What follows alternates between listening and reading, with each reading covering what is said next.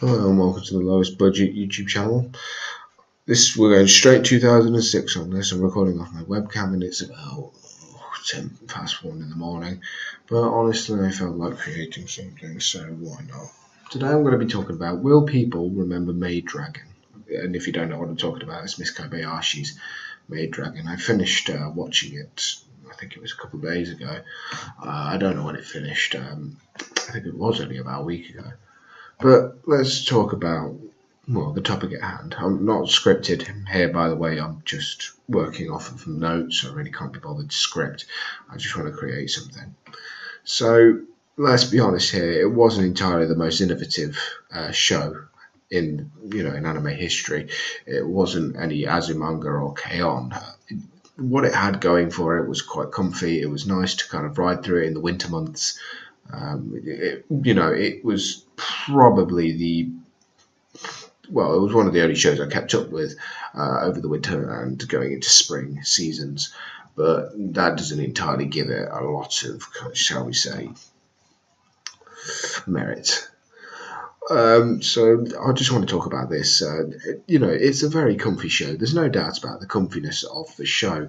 You can watch it and you don't feel any sort of guilt. You don't feel any sort of kind of a dedication. There's no cliffhangers. Nobody's in danger. It just kind of poddles along. It's a very good slice of life. It doesn't even fall into the same pitfall of episode 9 or 10, introducing a sudden plot twist where everybody's now in a very serious moment, only to be resolved by the 12th or 13th episode. I can't help but feel I may have missed an episode as well. I don't think I watched the final one, so this may also come across as a bit uninformed. I apologise. But yeah, like I said, it does invoke a kind of, drink a hot drink and sit down and watch it. It's not something that needs to really have too much focus paid upon it. I haven't watched the dub yet. That might sell it a bit more to me. The jokes worked. I must admit, the comedy was decent. It had me laughing a good few times. One of the more memorable parts of the show was when Kobayashi herself was drunk and first met Toru. That bit had me actually laughing out loud, and I don't tend to do that a lot with anime. Anime isn't really my kind of comedy. It's enough for me to blow air out your nose, if you know what I mean, but it's not enough for me to be able to actually start laughing out loud. And that actually did. That was a really well-timed moment. The whole scene was just beautiful, especially the part where she just starts laughing at the fact that she missed her train station, her station stop. That was really funny, I must admit.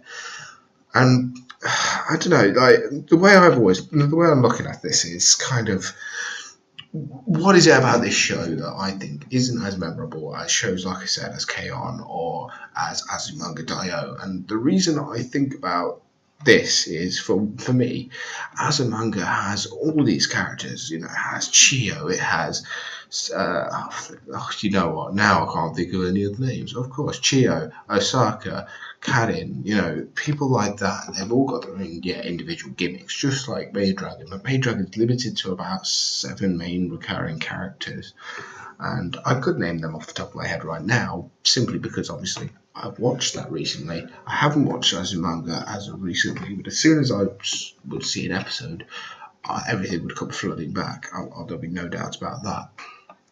But I don't feel like I need to revisit Miss Kobayashi's Maid, because I've got other shows for this. I've got other shows that will be probably, a lot, shall we say, smoother, a bit just overall well better crafted, in my honest opinion. I must admit, I wasn't much of a fan of the constant yori baiting between Toru and Kobayashi herself. I know that some people would probably say, oh, well, obviously she's not being yori baited, or obviously she is. Kobayashi doesn't show a lot of interest. It's very much a one-way system. But I'm not. I understand it's the freedom of freedom of the art form, but I didn't find it necessary. I didn't need it. It can be in there. It's not a problem, but personally, it didn't do anything for me. If it's going to go nowhere, I don't see much point. Yeah, I mean, K-On! I want to just talk about K-On! For a second because I've made the comparison already. K-On! Is not as good as a manga, I must admit. It suffers from the same thing that Maid Dragon did, but the reason that K-On! Sticks out more to me in my mind is probably A, because I watched it first, some nostalgic connection. It was, I think it was the third anime I actually owned. On DVD, but K-On! Also had a kind of. It was so harmless. It was so menial. Every issue in that series was so small. It was actually just so funny. That's what made it really funny to me. Like every situation, you could have Ritsu or Mio crying in the series, and you'd be like, "Oh no, what's happened?" And you find out that their pencil was broken, or they didn't get their favorite kind of food at the tea room, and that warrants crying. And that's what I find funny about the whole situation. It's nothing to do with the whole, oh, they're actually having a funny time. These are funny jokes. They're not really. It's just the situation's so surreal. The emotion is so exaggerated.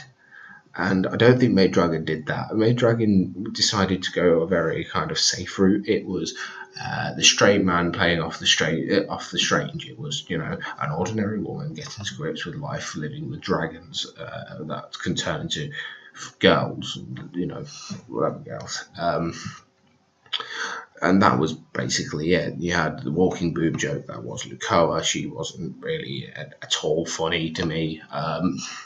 At all. No, every moment that she had with Shota was just no fun to me. It wasn't necessary. I didn't get anything out of it.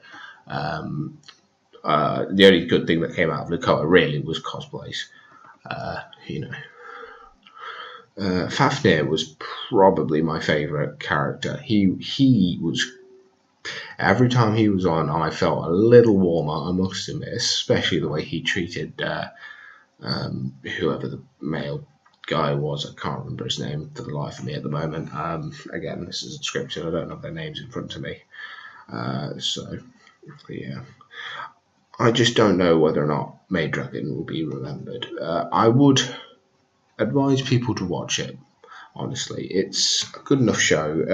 It's very good for you if you're in between action shows.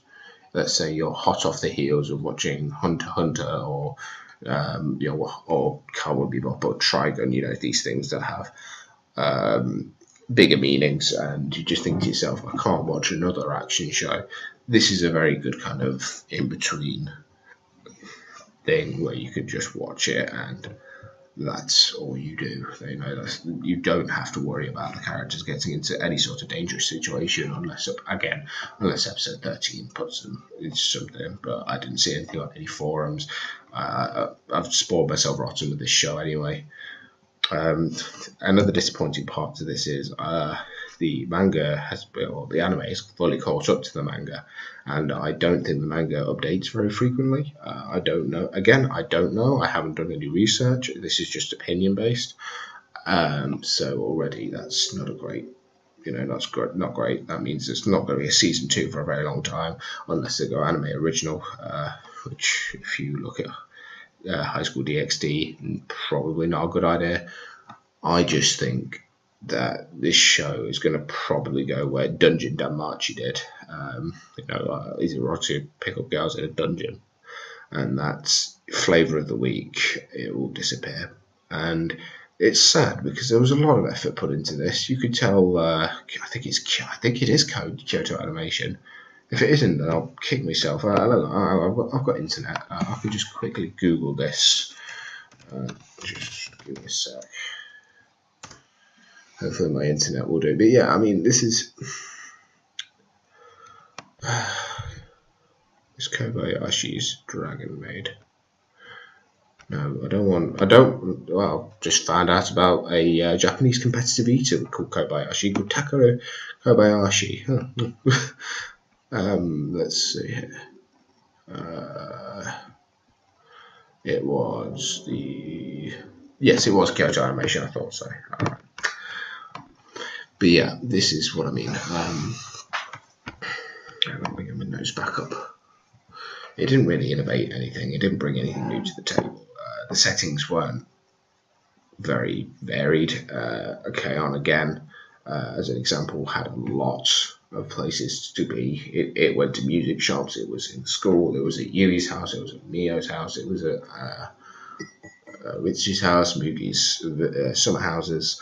They went onto a great many places, and each situation was so strangely exaggerated that made me feel really elated. It almost made like every problem I had was so much worse, but that's what made it funny.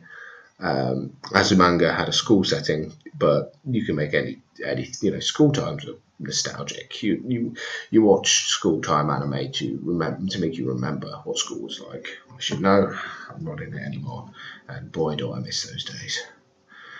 So yeah, I do feel a bit kind of melancholy. I think that Kobayashi's Dragon Maid will be going this route, but if it has to happen, if that it's just the natural progression of things. Come summertime, we'll have another show which will take its place. I don't know what it will be. I don't know if I'll watch it. Currently watching through Little Witch Academia, and if I'm really that bothered, I might put another video out talking about my experiences with Little Witch. I watched it since the overs, and it was I do love Trigger. I must admit, Studio Trigger is probably my favourite animation studio right now. Madhouse on a movie budget, probably just a bit behind that, but yeah, that's all good. But yeah, back to my original point.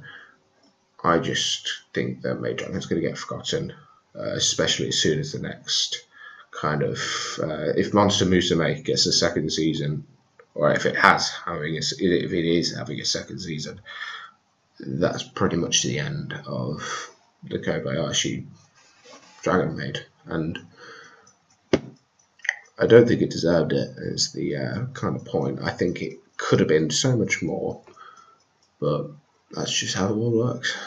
This has been Zndfr for the Merchants of Sweden, signing off. Don't forget to subscribe and like, and leave a comment if you think this is okay. I mean, again, I'm off script. I'm just talking. I have words in my head, and I feel like I needed to create. So, subscribe and like, and thank you for watching. Ta-ra.